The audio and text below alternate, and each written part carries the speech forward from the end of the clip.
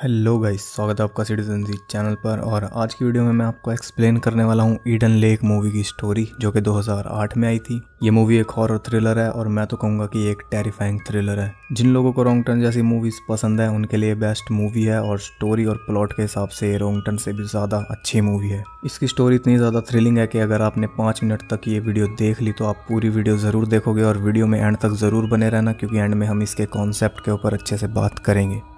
Video शुरू करने से पहले आप सबसे एक रिक्वेस्ट है कि अगर आप कभी भी अमेज़ॉन पे शॉपिंग करें या आप कोई बिल पे करें या आप कोई रिचार्ज करें तो प्लीज़ आपको डिस्क्रिप्शन में एक लिंक मिल जाएगा, और ये हर वीडियो की डिस्क्रिप्शन में रहता है। ये मेरा अमेज़ॉन एफिलिएट लिंक है। अगर आप इसके थ्रू शॉपिंग करेंगे तो आपका कोई एक्स्ट्रा पैसा नहीं लगेगा, लेकिन चैनल को थोड़ा सपोर्ट मिलेगा। तो प्लीज़ अगर आप कभी भी अमेज़ॉन पे शॉपिंग करें तो प्लीज़ इस लिंक को ध्यान में रखें।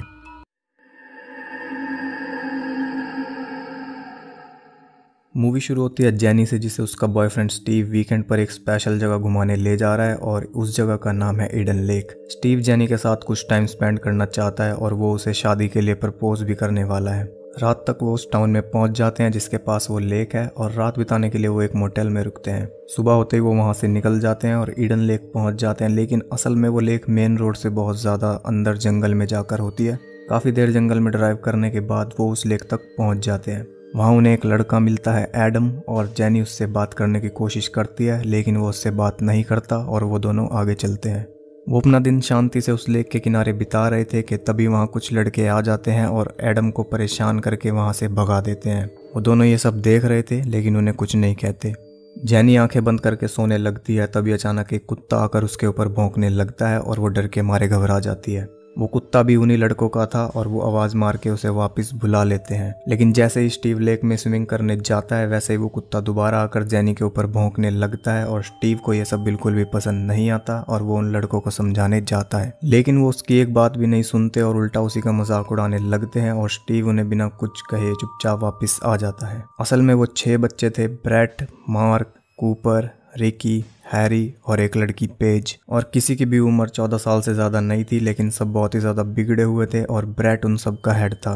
जब स्टीव सो रहा था तब वो सारे लड़के जेनी को बहुत ही गंदी नज़रों से देख रहे थे, लेकिन जेनी ये सब स्टीव को नहीं बताती और उन्हें इग्नोर करने की कोशिश करती है। थोड़ी देर बाद वो सब वहाँ से चले जाते हैं, लेकिन जाते जाते भी वो उनका मजाक उड़ाते हुए जाते हैं।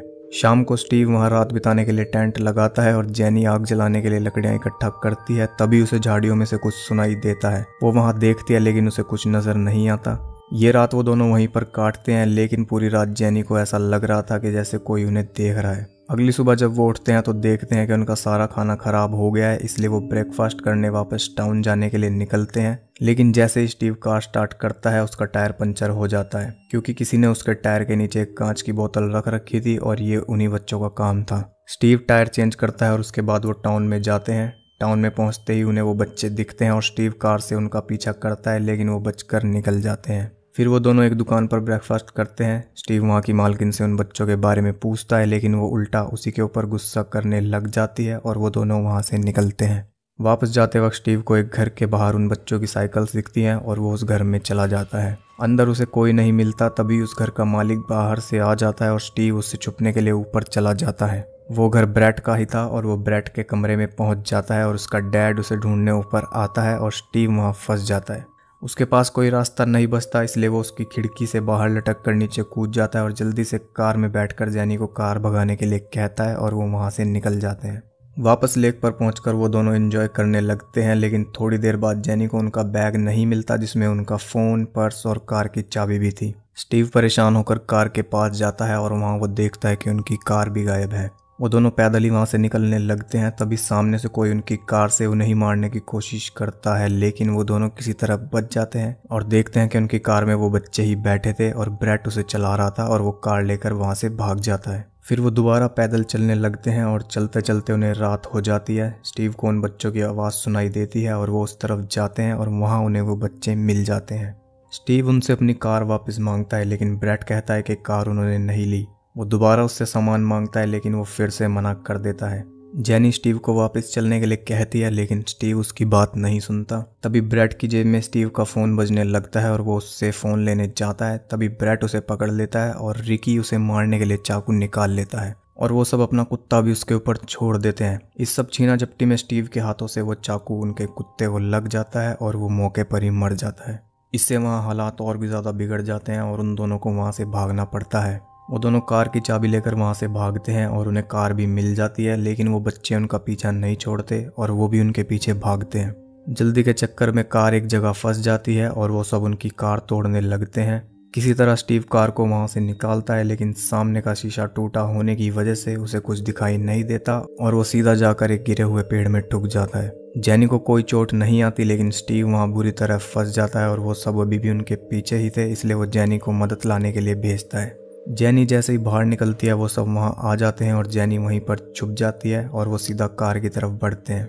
सुबह होते ही जेनी कार के पास जाती है, लेकिन वहाँ स्टीव नहीं होता, लेकिन वहाँ उसे कुछ खून के निशान मिलते हैं और वो उनका पीछा करती है और कुछ ही दूर चलने पर उसे वो सब मिल जाते हैं। वहाँ पर उन्होंने स्टीव की बहुत बुरी हालत कर रखी थी और उसे लोहे की फेंस से बांध रखा था। ब्रैट उसे टॉर्चर कर रहा था। हैरी ब्रैट को रोकता है, लेकिन वो उसे भी मारने की धमकी देता है और उसके हाथ में चाकू देकर स्टीव की बॉडी पर एक गहरा कट मारने के लिए कहता है। जान बचाने के लिए वो वैसा ही करता है और इसके बाद ब्रैट सबको बारी बारी से स्टीव को चाकू मारने के लिए कहता है और पेज इस सबको फ़ोन में रिकॉर्ड करती है। कोई उसके पेट में चाकू मारता है तो कोई उसके मुंह के अंदर ही चाकू चला देता है और ये सब वो सह रहा होता है और उसे देख रही होती है जेनी। जेनी स्टीव को बचाने के लिए अपने फ़ोन के ब्लूटूथ को स्टीव के फ़ोन से कनेक्ट करती है और पुलिस को कॉल मिला देती है, लेकिन ब्रैट को पता चल जाता है और वो सब उसे पकड़ने के लिए उसके पीछे भागते हैं।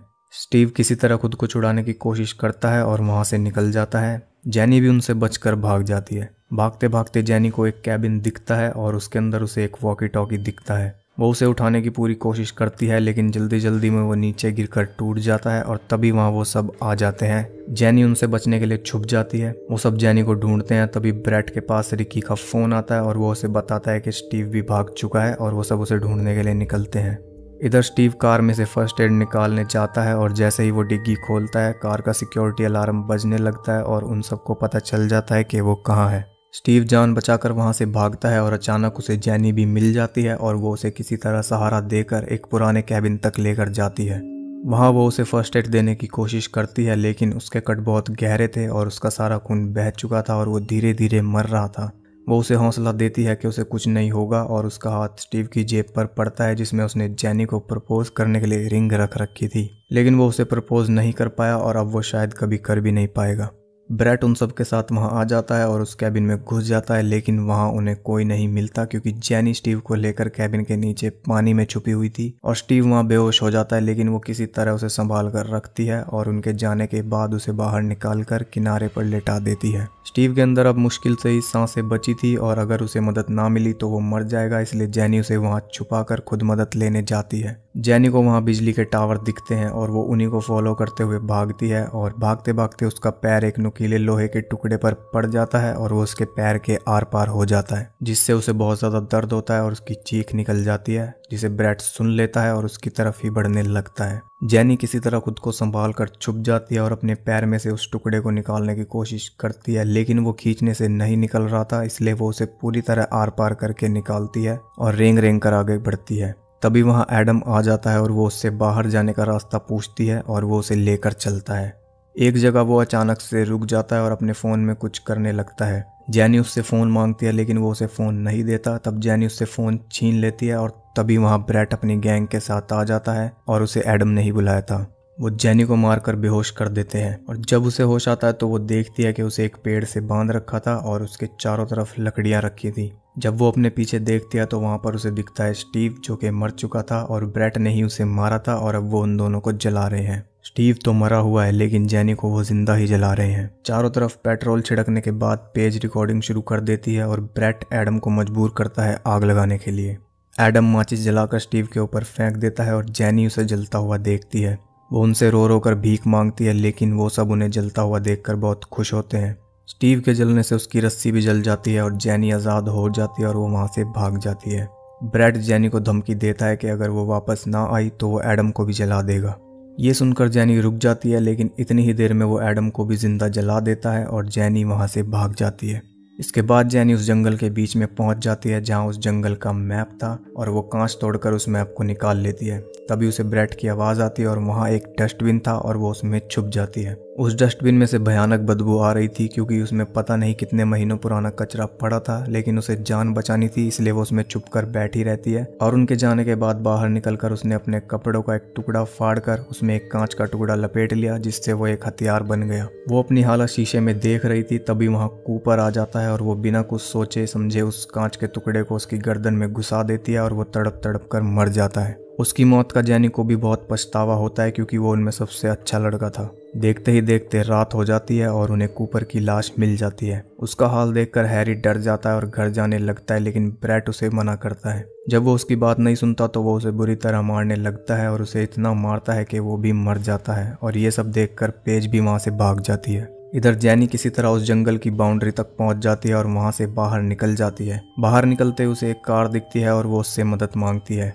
वो उस कार में बैठ जाती है, लेकिन वो आदमी टाउन के बजाय उसे वापस जंगल में ही लेकर जा रहा था क्योंकि उसका भाई जंगल में ही था और वो उसे लेने जा रहा था। वो रिकी का भाई था और जैनी उसे मुड़ने के लिए कहती है, लेकिन वो उसे दोबारा वहीं पहुंचा देता है। अब मौका मिलते ही जैनी कार को घुमाकर वहां से निकलती है। रास्ते में उसके सामने अचानक पेज आ जाती है, लेकिन वो ब्रेक नहीं मारती और उसे भी उड़ा देती है। किसी तरह वो टाउन तक पहुंचती है, लेकिन उसकी हालत इतनी बुरी थी कि उसका खुद पर कोई कंट्रोल नहीं था और वो उस कार को ठोक देती है। वहाँ पर एक पार्टी हो रही थी और वो वहाँ जाकर मदद मांगती है और बेहोश हो जाती है। जब उसे होश आता है तो वो खुद को कई सारे लोगों के बीच घिरा पाती है और वो देखती है कि वो ब्रेट के घर में ही है। और तभी ब्रेट अपनी माँ के पास फ़ोन करता है और उसे बताता है कि एक लड़की ने उसके दोस्तों को मार दिया है और वो भाग गई है। उन सब के रिएक्शन से जैनी को पता चल जाता है कि उसके साथ कुछ गलत होने वाला है। वो उन्हें एम्बुलेंस बुलाने को कहती है, लेकिन वो नहीं बुलाते। तब वो बाथरूम में जाती है और खुद को अंदर लॉक कर लेती है। और बाहर जो कुछ भी चल रहा था वो सब सुन रही थी और उसे पता था कि ये लोग उसे मार देंगे और वो वहाँ से निकल भी नहीं सकती थी। वो लोग दरवाज़ा तोड़ देते हैं और उसे पकड़ लेते हैं। बाहर ब्रेट खड़ा होता है और उसका डैड उसे ऊपर भेज देता है। जैनी उन्हें सच बताती है, लेकिन कोई उसकी बात नहीं सुनता और पुलिस बुलाने से भी वो लोग मना कर देते हैं। सारे आदमी मिलकर उसे बाथरूम में ले जाते हैं और बाहर सिर्फ उसकी चीखें सुनाई देती हैं। ऊपर ब्रेट अपने फ़ोन में से सारी रिकॉर्डिंग्स डिलीट कर देता है और सब कुछ करने के बाद भी बिल्कुल साफ रह जाता है और उसकी वजह से कई सारे बेकसूर मारे जाते हैं। और ये था इस मूवी का एंड। तो अब आप सब बताइए कि इस मूवी की स्टोरी और प्लॉट रॉन्ग टर्न से अच्छा है या नहीं। रॉन्ग टर्न में थे कुछ डिफॉर्म्ड लोग जो कि लोगों को खाते थे और इसमें हमें दिखे कुछ बिगड़े हुए बच्चे जिन्हें उनके माँ बाप ने कोई लिमिट ही नहीं सिखाई। उन्हें अच्छे बुरे से कोई फ़र्क नहीं पड़ता और ना ही उन्हें किसी का डर है, क्योंकि उन्हें पता है कि उनके माँ बाप कहीं बाहर बात जाने ही नहीं देंगे और वो हमेशा उन्हें बचा लेंगे। जबकि माँ बाप को पता है कि उनके बच्चे कैसे हैं, लेकिन वो उनकी गलती निकालने के लिए तैयार ही नहीं है, जिसकी वजह से यहाँ तक बात पहुँच जाती है। और अगर आप सोच रहे हैं कि ये सब बाहर के देशों में होता होगा, तो आपको बता दूं कि ये हर जगह की कहानी है। इंडिया में, शहर में क्या और गांव में क्या, हर जगह इसका एग्जाम्पल आपको देखने के लिए मिलेगा। आपने भी बहुत बार ऐसे बिगड़े हुए बच्चे देखे होंगे, शायद न्यूज़ में या मूवी में या किसी शो में या फिर अपने आसपास ही। आप बताइए आपको मूवी कैसी लगी और आप क्या कहना चाहेंगे इस बारे में। अगर आपको मूवी देखनी है तो आपको इसका लिंक मेरे टेलीग्राम चैनल में मिल जाएगा, और जो कि डिस्क्रिप्शन में लिंक है। आप टेलीग्राम पे जाकर सीधा सिटीजन जी सर्च कर सकते हैं और मेरा चैनल आपको मिल जाएगा। मैं वहाँ रेयर मूवीज़ के और न्यू मूवीज़ के लिंक डालता हूँ, तो उसको ज़रूर ज्वाइन कर लेना। और मेरे साथ ज़्यादा टच में रहने के लिए और बातचीत करने के लिए आप मुझे इंस्टाग्राम पे भी फॉलो कर सकते हैं, लिंक डिस्क्रिप्शन में है। तो ऐसी सबसे अलग और हटके वीडियोस देखने के लिए चैनल सब्सक्राइब कर लेना। और ये वीडियो अगर अच्छी लगी तो लाइक कर देना और कमेंट ज़रूर करना, बताना, क्योंकि ये भी एक लेजेंड मूवी है। ऐसी मूवीज़ भी बहुत कम बनती है और ये मेरी one of the favourite movie है। और आजकल जो मेरी फेवरेट मूवी है, मैं आपको एक एक करके सबकी एक्सप्लेनेशन दे रहा हूँ। तो जिसने पहली मूवी नहीं देखी वो देख ले, डॉन ऑफ द डेड मैंने डाल दिया है। तो वीडियो करते हैं यहीं पे ख़त्म और मैं मिलता हूँ आपसे अगली वीडियो में। तब तक के लिए सबको बाय।